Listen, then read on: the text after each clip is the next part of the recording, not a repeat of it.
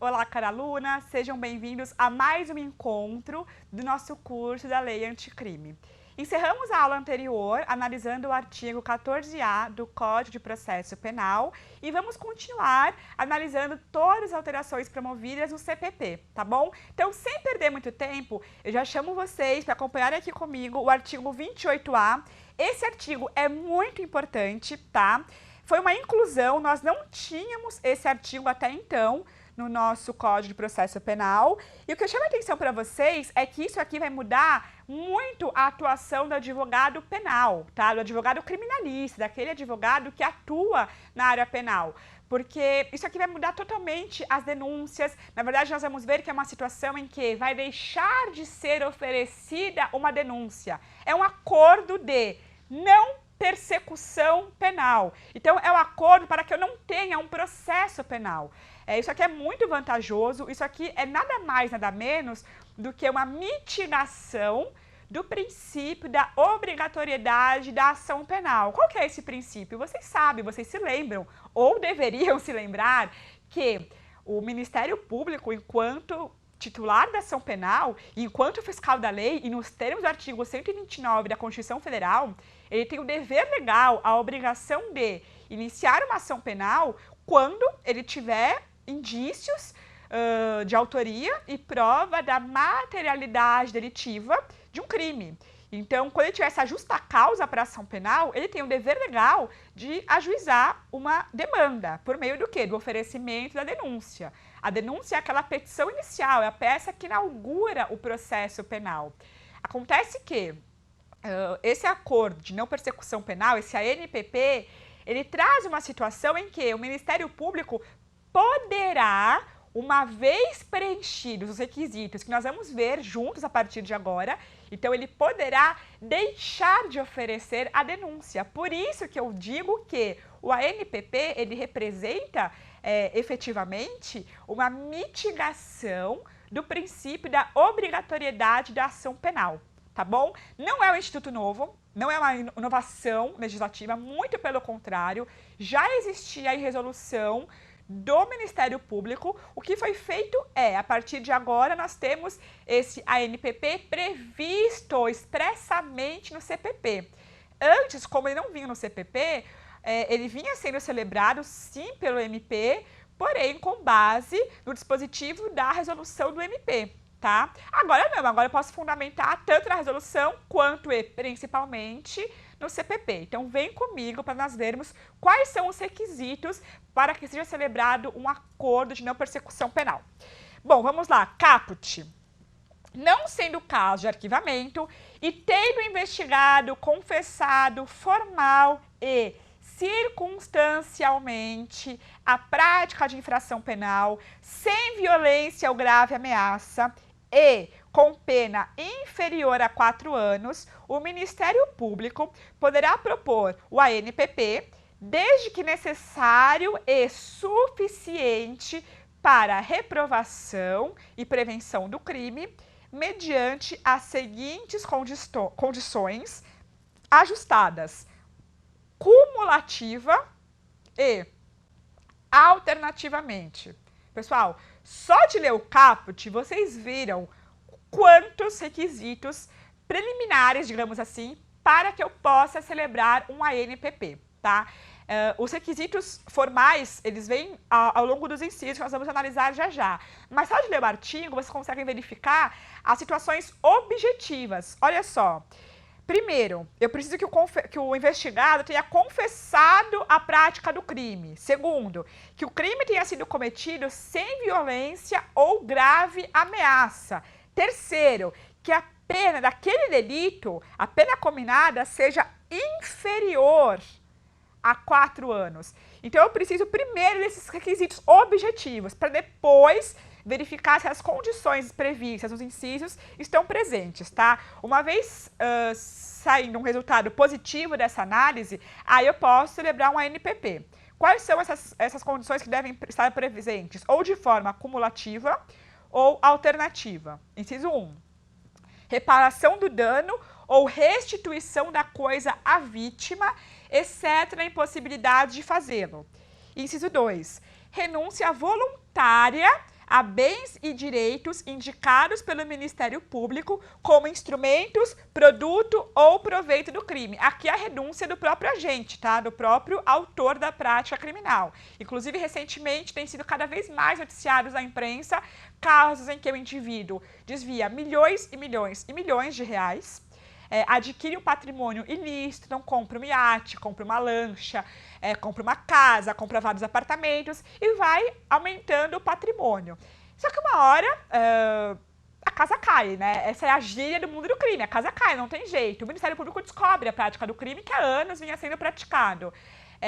Se aquele crime se encaixar nessas condições do caput, ou seja, crime cometido sem violência e grave ameaça, pena máxima, pena mínima, desculpa, inferior a 4 anos, confissão do agente, ele pode deixar de oferecer denúncia se o indivíduo, por exemplo, renunciar a esses bens, tá? Ele chega para o MP e fala, olha, realmente eu pratiquei o crime, eu consegui juntar X milhões de reais, comprei isso, isso e isso, estou renunciando de todos esses bens em troca de ter um acordo de não persecução penal celebrado, tá? Isso é perfeitamente possível, tá bom?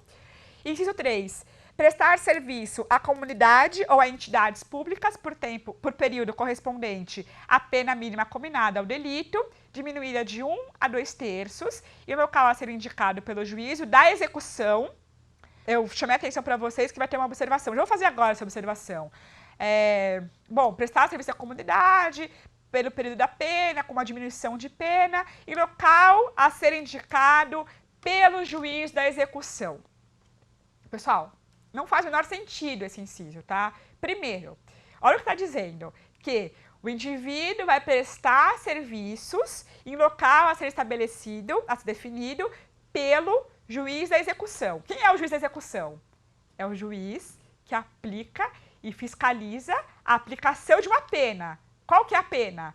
A pena é aquela resposta que o juiz dá, o juiz Estado dá ao proferir uma sentença penal condenatória dentro de um processo penal, certo? Até aqui estamos juntos? Estão acompanhando o raciocínio?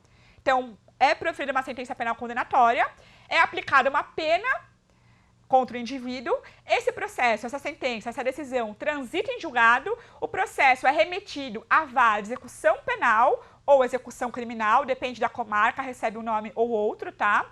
E aí o juiz da execução, o nome já diz, juiz da execução, ele vai executar a pena. O que é pena? A pena é a resposta penal dada na sentença condenatória com trânsito em julgado. Eu estou falando de um acordo de não persecução penal, ou seja, eu sequer tenho no ANPP um processo instaurado. Se eu sequer tenho um processo instaurado, o que dirá uma pena para que seja posteriormente executada pelo juiz da execução após o trânsito em julgado? Não faz o menor sentido esse inciso. Então, quem tem que fixar por quanto tempo, qual vai ser o serviço, aonde vai ser prestado, não é o juiz da execução. Eu não estou executando pena nenhuma aqui. Quem tem que definir isso, quem deveria definir e estabelecer isso, é o juiz singular, o juiz criminal, ou de uma vara única, caso esteja na comarca, onde não tem uma vara criminal exclusiva, tá? De competência criminal exclusiva. Então não faz o menor sentido, tá? Mas enfim, estava no projeto, passou por todas as comissões que tinha que passar, essa redação foi aprovada, foi publicada e está em vigor, não tem o que discutir. Mas não faz sentido lógico, tá? Eu quero que vocês entendam o porquê dessa crítica, por qual razão que isso não faz sentido, tá bom? Logicamente falando, eu sequer tenho uma pena, então não tem por que o juiz da execução palpitar aqui, mas enfim, vamos seguir. Inciso 4. Pagar a prestação pecuniária a ser estipulada nos termos do artigo 45 do CP, a entidade pública ou de interesse social a ser indicada novamente pelo juízo da execução, que tenha preferencialmente como função proteger bens jurídicos iguais ou semelhantes aos aparentemente lesados pelo delito. Pessoal, aqui é a mesma coisa, tá? ANPP, acordo de não persecução. Eu sequer vou ter um processo. Então, não tem sentido colocar o juiz da execução para palpitar, para fiscalizar, para determinar uma medida que sequer compete a ele, que a competência não é de execução criminal. Mas enfim, está na lei, foi aprovado, quem sou eu para discutir isso? Mas eu quero despertar em vocês esse debate crítico, porque muitas vezes nós acreditamos que uma lei, qual que é o nosso pressuposto? As leis, todas as normas, todos os atos normativos previstos lá no artigo 59 da Constituição Federal, eles precisam respeitar um determinado processo legislativo. O nosso processo legislativo, ele é completamente formal, ele é rígido, ele é rigoroso, tem várias etapas, quóruns que devem ser respeitados, de votação, para aprovação de uma lei e tudo mais. Então a gente imagina o quê? Que uma lei, a partir do momento que ela é publicada, que ela entra em vigor no nosso ordenamento jurídico, nós temos a errada. Na verdade, não é errada, porque é o certo, né? Mas nós imaginamos o quê? Que essa lei cumpriu todos os requisitos. E aí me vem uma lei falando de uma situação que sequer trata de uma execução de pena, eu sequer tenho uma pena nessa situação, e essa lei me diz que quem vai fiscalizar, quem vai aplicar, quem vai regulamentar essa situação é o juiz da execução. Não faz o menor sentido, tá? Mas enfim, se está na lei, temos que cumprir isso, temos que respeitar isso, tá bom? Inciso 5. Cumprir por prazo determinado outra condição indicada pelo MP, desde que proporcional e compatível com a infração penal imputada. Parágrafo 1º. Para a aferição da pena mínima combinada ao delito, a que se refere o caput desse artigo, serão consideradas as causas de aumento e diminuição aplicáveis ao caso concreto. Pessoal, eu não vou ficar lendo com vocês aqui todos os dispositivos, porque esse artigo, vocês vão ver, eu estou passando aqui para vocês, ele é bem extenso, tá vendo? Eu vou pedir para vocês que leiam, olha só, quantos parágrafos, 14 parágrafos tem esse artigo. Eu vou pedir para vocês que leiam com atenção esse artigo, tá? É importante que vocês, e eu vou falar a palavra certa, que vocês memorizem isso, que vocês decorem isso, porque isso aqui já está fazendo parte do dia a dia do advogado criminal. Isso aqui é muito importante, tá? Então, leiam todos esses parágrafos, esses 14 parágrafos. E com relação à NPP, a observação que eu preciso fazer já falei para vocês no início da análise, que é uma mitigação ao princípio da obrigatoriedade, é uma questão que prioriza a justiça negocial, então nós temos muito aquela cultura do processo para tudo, né? Tudo a gente vai processar, nós vamos entrar com ação, vamos ingressar em juízo. E exemplo de que isso não é mais o que o legislador pretende no ordenamento é o CPC, né? O CPC de 2015 já está um pouquinho aí, já tem 5 anos de vigência, mas o CPC, ele a todo tempo, ele diz ser dever do juiz e das partes tentar o quê? A conciliação, a transação, a negociação, o acordo, a composição civil das partes. Então, isso é uma justiça negocial, é permitir um acordo entre as partes no litígio para evitar que aquilo seja levado adiante, para evitar que aquilo vire um processo. Por quê? O nosso Poder Judiciário, ele é extremamente moroso, extremamente. Vocês sabem que nós temos milhares, milhões e milhões de ações. O Poder Judiciário, ele é lento, ele não dá a resposta efetiva que a população deseja quando ingressa com uma ação. Então, justamente, para permitir essa negociação que vem o ANPP. Se vocês forem ver os requisitos, que estão ali no caput do artigo 28A, vocês vão ver que são crimes sem violência, sem grave ameaça, vai ter a confissão do agente, eu tenho um patamar da pena mínima de 4 anos. Então, vocês veem com isso o quê? Que se trata de situação em que os crimes não são crimes graves. Um ANPP nunca vai caber para um homicídio, para um latrocínio, para um estupro de vulnerável. Esses crimes mais graves não podem ser acobertados, abrangidos pelo ANPP, tá? Então, esse ANPP ele vem num cenário em que somente será cabível para crimes, eu não vou dizer de menor potencial ofensivo, primeiro, porque os crimes de menor potencial ofensivo, eles estão previstos de forma expressa na Lei 9.099, a partir do momento em que diz, lá no artigo da Lei 9.099, que são considerados crimes de menor potencial ofensivo aqueles a que a lei aplica, combina a pena máxima de 2 anos. Então já foge do patamar previsto aqui no artigo 28A, tá? E segundo, porque nenhum crime ele é de menor potencial ofensivo. Todo crime causa uma lesão ao bem jurídico tutelado. Não importa qual a gravidade do delito, sempre causa um mal. Tá? Então, nunca é uma conduta de menor potencial ofensivo. Sempre causa uma lesão. Mas eu quero chamar a atenção para vocês para essa nova realidade do nosso Poder Judiciário. Essa situação, essa questão de buscar sempre a negociação é tão importante e tem sido tanto uma máxima no nosso dia a dia jurídico que o próprio CPP agora prevê isso. Então, prevê a possibilidade das partes firmarem um ANPP. Quem são as partes? Eu estou falando aqui de um acordo de não persecução penal. Então, eu estou dentro de um cenário de um eventual processo penal, certo? Então, quem são as partes? O autor do delito e o titular da ação penal. Quem que é o titular da ação penal? É o Ministério Público, tá? Então, é um acordo que vai ser feito entre MP, acusação, e entre o autor do fato, para que aquela situação não gere um processo, uma vez preenchidos, é claro, os requisitos da lei, tá bom? Aqui, só como curiosidade, eu coloquei o artigo 18 da Resolução 181 de 2017. Essa resolução é do Ministério Público e foi essa resolução que previu pela primeira vez a existência do ANPP, tá bom? Seguimos, então. Artigo 122, 124A, 133 e 133A. Pessoal, aqui foram inclusões promovidas pela Lei Anticrime, especialmente com relação à alienação de coisas apreendidas, tá? Vocês têm visto muito na mídia situações em que são realizadas busca e apreensão, são apreendidos bens, muitas vezes bens de altíssimo, de elevadíssimo valor de mercado e muitas vezes são bens como lanchas, como apartamentos, como carros esportivos. E esses bens, eles ficam por muito tempo parados, largados, eles acabam tendo uma depreciação natural de valor.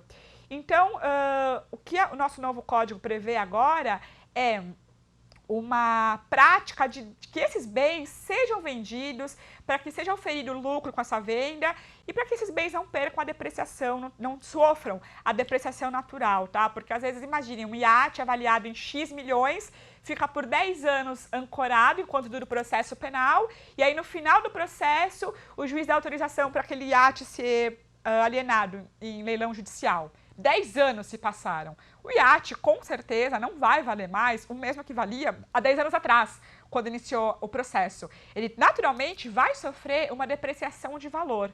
Então, até para evitar que não seja recuperado o bem não, mas o valor econômico decorrente da prática da infração penal, vieram esses dispositivos, foram incluídos esses dispositivos para permitir as alienações, digamos, entre aspas, antecipadas, tá?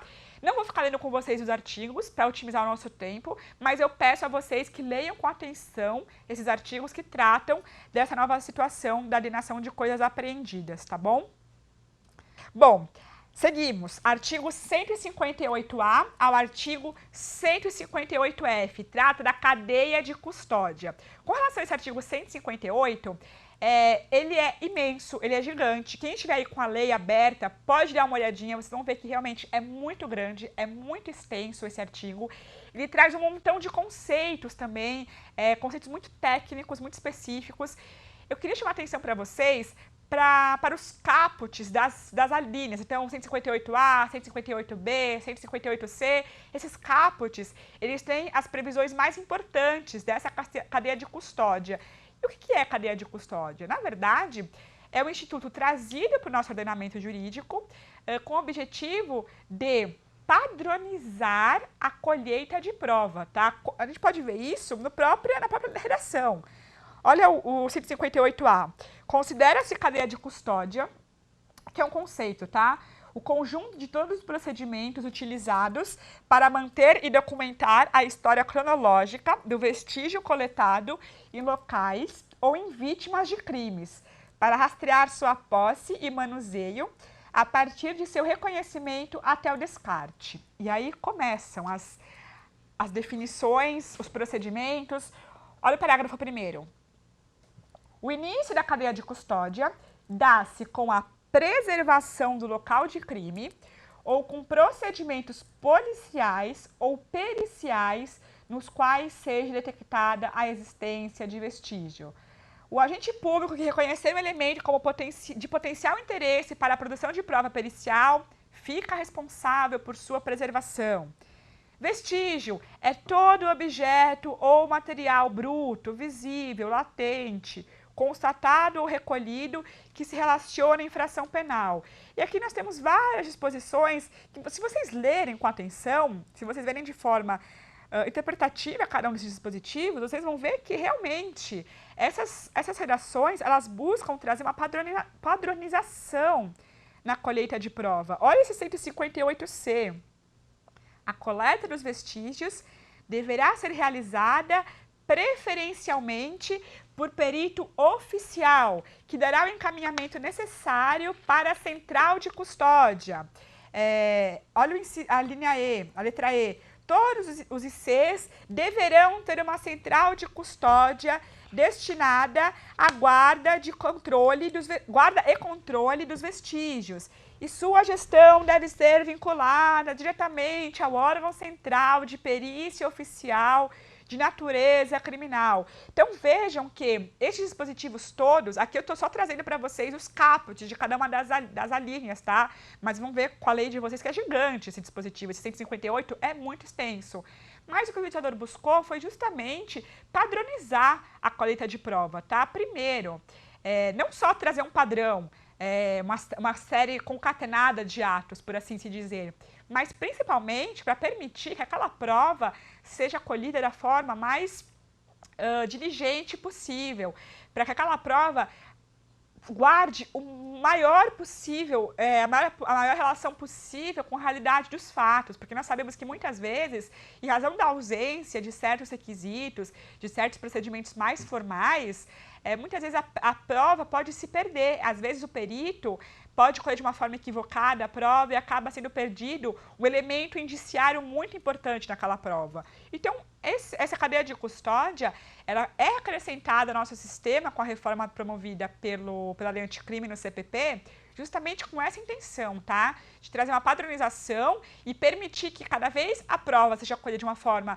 mais e mais sofisticada, mais e mais profissional, a fim de que aquela prova colhida possa se aproximar cada vez mais da realidade do fato ou dos fatos, permitindo ao aplicador do direito se aproximar cada vez mais da verdade real. Nós sabemos que a verdade real, dificilmente ela é encontrada no processo penal. Nós trabalhamos o tempo todo no processo penal com suposições, com ilações, com raciocínios lógicos. Então, com a padronização da cadeia de custódia, permite que a prova chegue cada vez mais perto da realidade dos fatos e permite, assim, às partes no processo, e principalmente ao juiz, que é o destinatário da prova, é sempre o juiz, não é mesmo? Que ele chegue cada vez mais próximo da verdade real dos fatos, tá bom? Leio com atenção, então, esse artigo 158. Agradeço mais uma vez a atenção de vocês até aqui. No nosso próximo encontro, daremos continuidade à análise das alterações promovidas pela Lei Anticrime no Código de Processo Penal e vamos iniciar também a análise das alterações promovidas na Lei de Execução Penal. Até lá!